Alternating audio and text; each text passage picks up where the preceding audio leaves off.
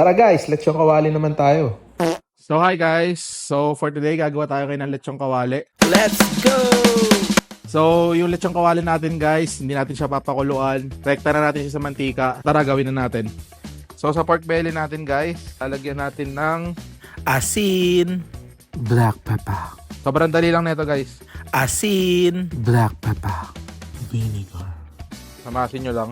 Marinate nyo lang siya for 30 minutes to 1 hour. 1 hour later. Lagay nyo na yung mga ingredients nyo. Onions, garlic, Star anise. bay leaf. Kumukulo na siya ng ganyan guys. I-medium heat nyo lang. Yan. So ito na yung lechong kawali natin guys. Pakinggan nyo. So guys, yung gitna niya moist na moist ha. Makikita ninyo.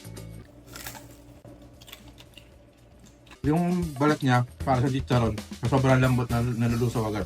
Bye.